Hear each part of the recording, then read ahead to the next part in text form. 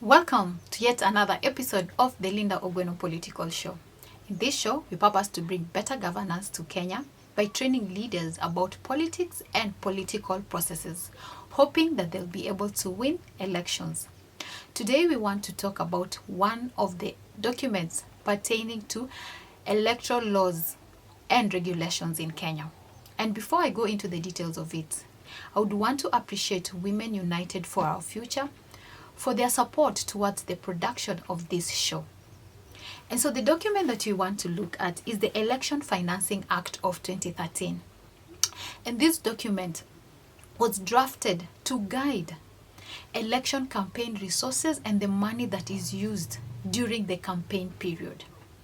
The body that is mandated with regulating this particular act is IEBC.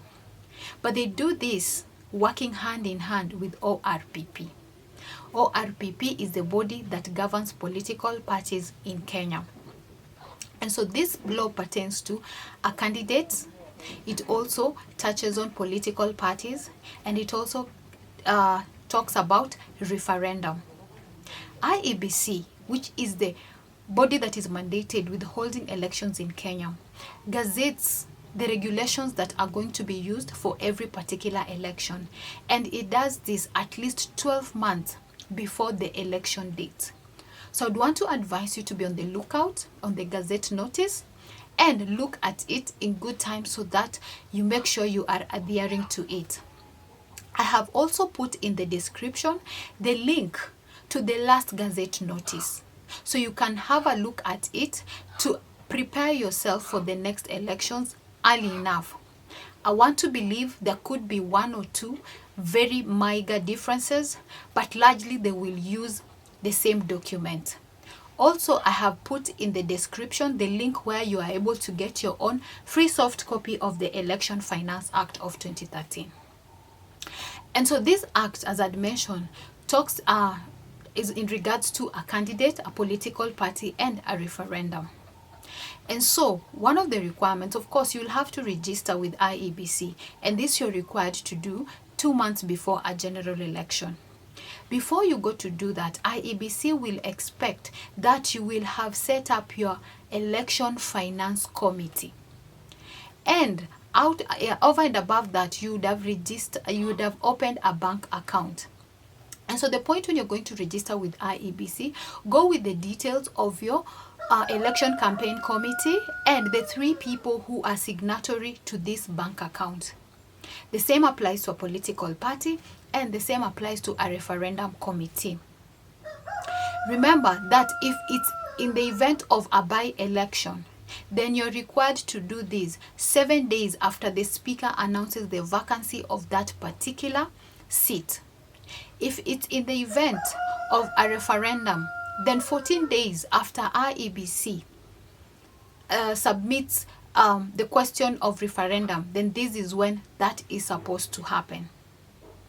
So once you have set up your campaign finance committee, you're expected to go ahead and again set up your expenditure committee. This expenditure committee is the committee that will be looking at the expenditure that you are going to incur during that particular election, while your financing committee looks at all the money and resources that are coming in.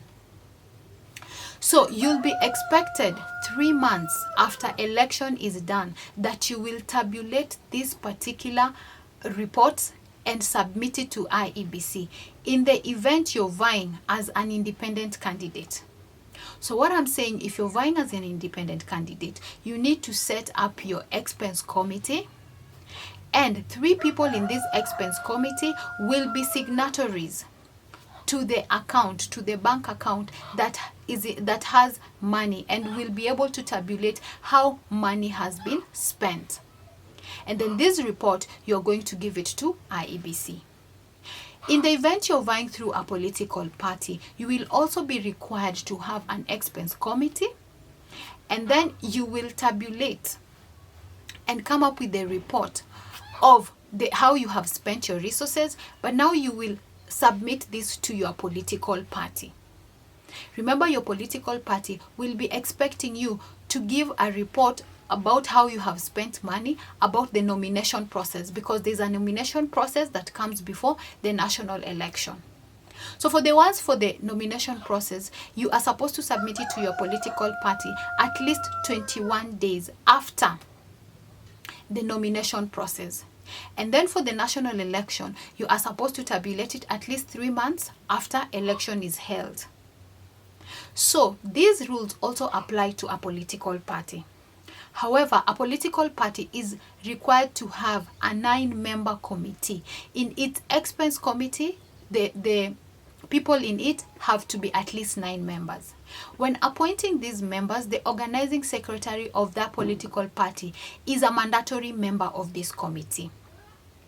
And a political party is advised to look at the regional balance and ethical balance in this particular country.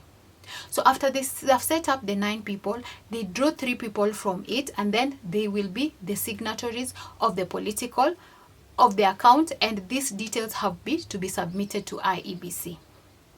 When it comes to the referendum committee, again, this committee is expected to consist of 9 people. These 9 people, when being appointed, they have to consider regional balance. Also, they have to consider the 2/3 gender rule. Again, the political party needs also to consider the 2/3 gender rule. Peradventure that there is a change in the members of this committee, whether for the political party, the referendum committee, or your own as a candidate, please make sure you go inform IEBC and keep them up to date with the changes that you have made. When it comes to the referendum committee, they will also be compiling their reports, the expense report that has been incurred by the different constituencies. And after compiling this, then they submit it to IEBC 3 months after elections. When it comes to party expense committee, remember that they need to submit all the details, be it the income and be it the expense. So in that report, be as detailed as possible.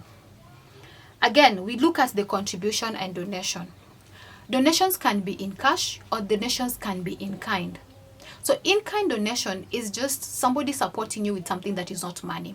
For example, if somebody gives you a car, then the money that you would have spent in hiring a car, they have saved you for it. So that is considered an in-kind donation.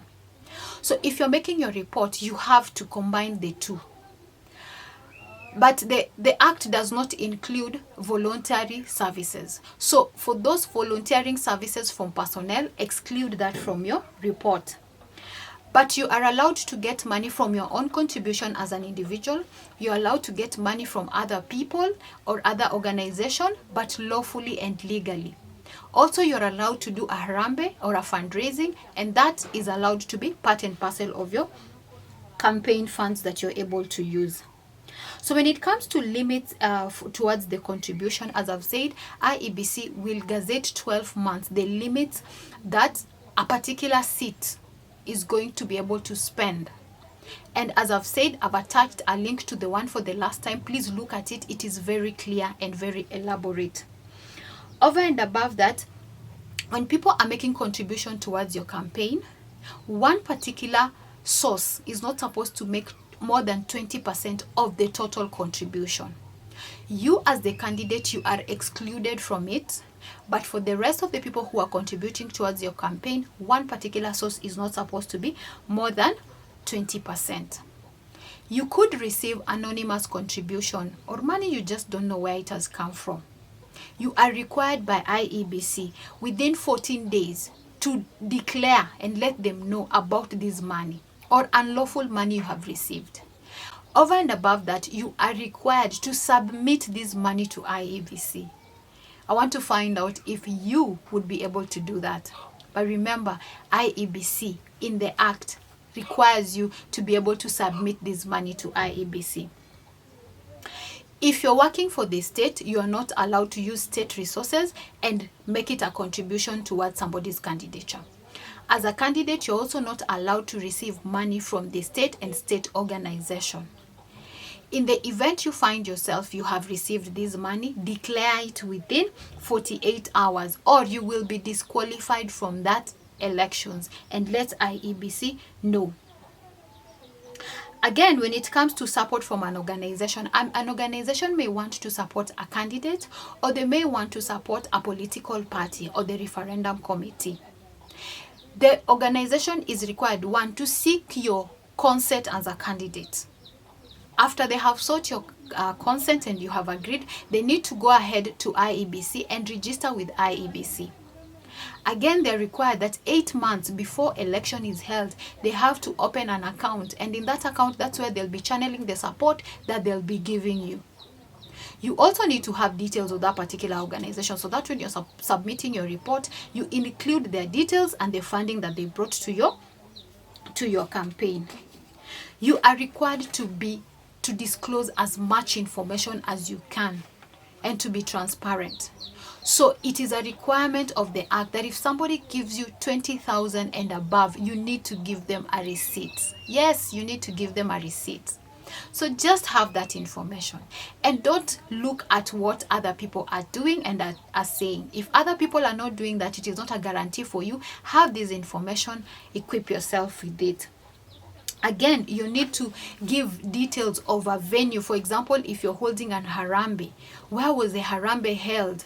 How much was contributed? Where did the source of funds come? So be very thorough with your report, and yes, as transparent as you possibly can. IEBC guarantees you that they're going to hold this information, and they're going to have it's going to be confidential. They will not disclose it to somebody else. But there is an exception.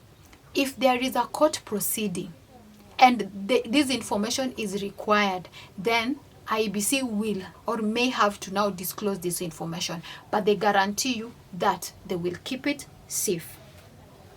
In the event you find yourself with surplus, campaigns have been done, elections are over, but you have surplus, IEBC requires you to declare this surplus 3 months after election. They have also gone ahead to guide you how you're going to spend this surplus.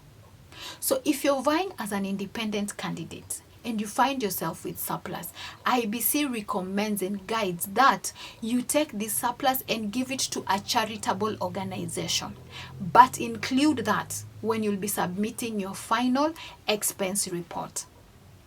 If you are in the committee, referendum committee, and you have surplus, again, IEBC guides and recommends that you can give it to an organization, charitable organization of your choice, and again, include it in the final report. If you're vying through a political party and you have surplus, IEBC recommends that you take this surplus and you hand it over to the political party that you're vying through. And that also applies to that particular party itself. If it finds itself with surplus after election has been done, then the expense committee would let the campaign committee know that this is the money we have found as surplus, and together with the surplus from the candidates within the political party, this funds is supposed to be used within that political party to enhance the participation of women, youth, and people living with disability in that political party. Remember that if you don't declare your surplus, it's an offense. When it comes to spending limits and the way I have mentioned, that IEBC will be able to guide on that particular one. But the spending limit that has been put in by IEBC, that is your limit also in terms of the money that you receive. You're not supposed to receive more, and that is what you're supposed to spend. In the event you find yourself spending more, because of inevitable circumstances, you need to inform IEBC why you had to go beyond the spending limit. IEBC will decide. They'll go through your request, they'll decide and make a decision after that, and they will inform you what they have decided. But make sure you have informed them. If you don't, remember, going beyond that limit is an offense. Again, when it comes to dispute and resolution, IEBC, anybody can report to them about violation of this particular act. In as much as IEBC is the one mandated to enforce it, IEBC is limited in terms of staff, resources, and just being everywhere. But we live in the day and age of technology and social media. So anybody can capture and record an offense being done, and anybody is allowed to go and put a complaint to IEBC. So you want to be careful regardless of where you are. Your opponent may also have their eyes on you, and so be careful wherever you are and see into it that you are daring. But IEBC is guaranteeing that should somebody place a complaint, if it's before election, they guarantee that within 7 days they would have listened to that complaint and they would have given a verdict. They're also guaranteeing that should this complaint come after election, then 14 days after election, they will look at the complaint and they will give a verdict. The verdict could be light, it could be heavy, it ranges from, they could give you a warning, they could take correctional measures, they could bar you from participating in that election, they could bar you for some time, or they can completely disqualify you. They can go ahead and disqualify you from that election and from the election that come after that. They can also go ahead and sue you in the court of law, and there is a fine of 2 million or a jail term of 5 years or both. So you can see the consequences range from light ones to dire ones. Because you don't know the one you may end up facing, it's just good to be on the correct side of the law. Again, if you find yourself in a situation where you are the one in this committee, it is important that you give out all the information that IEBC requires you to give out. For example, if you hoard some information, if you doctor books, if you give false information, if you lose some books intentionally or even ban them. When I talk about books, I mean the books that have the records. All those are offenses. And even if you obstruct the IEBC from doing their role, all those are offenses that IEBC can charge you with. And so when it comes to the commission itself, if you find yourself, not the commission, if you find yourself serving as a member of the expense committee, once you have submitted your report to IEBC, your term has come to an end. And so consider yourself, you are free to go, disbanded. This regulation, IEBC can keep changing them, but any change that it makes, it has to go through the Parliament of Kenya for approval. As I have said, I have put in the description the link to the last Gazette Notice that was there in Kenya. Please take your time and look at it. For example, the cap for the presidential election, they had suggested to be 4.4 billion. It goes ahead to give a breakdown of even the one for the governors, the one for the senators, and the one for the women rep. You find that for that category of position, the limit is similar. But they go ahead to give per county, each and every county, what is the limit for each county. For example, there are 47 counties in Kenya. County 1, this is the limit for County 1. County 2, County 3, this is the limit for County 3. Like that. So you want to look at it and know the specific limit for your own county. When it comes down to the 290 constituency, IEBC has also gone further to break it down. This constituency 1, this is your limit. It has even given the population of that particular area and the geographical area of that particular area. So this is information that you want to know. And even to the smallest unit of a ward, IEBC has gone further. We have 1450 wards. All the 1550 wards, IEBC has stipulated Ward 1, your limit. Ward 1450, this is your limit. So please acquaint yourself with this particular information. And IEBC, as I've said, when they're coming up with these figures, the reason they're different, for some places you find it high, so some areas you find it low, is they have looked at things like the geographical location, the population, the political parties. These are the things they have factored in that have guided why they have given those particular limits. So see into it that you are there to this particular one. And as I've said, all the changes that are made to this particular act have to go through Parliament. Then Parliament approves it or Parliament fails to approve it.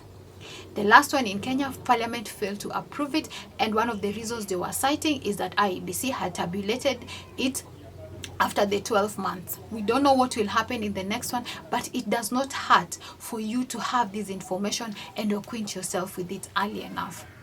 I want to appreciate you for watching this particular episode, and I want to invite you to watch the next one as well, so that you and I can play a part into seeing into it that Kenya gets to experience better political governance. I want to especially welcome women to watch this show, because women are really underrepresented as far as political representation is concerned. And also, I welcome the young people and people living with disability, because they are also underrepresented, so that we get to see the Kenya that we'd want to see and take Kenya forward as a people. Once again, thank you, and see you next time.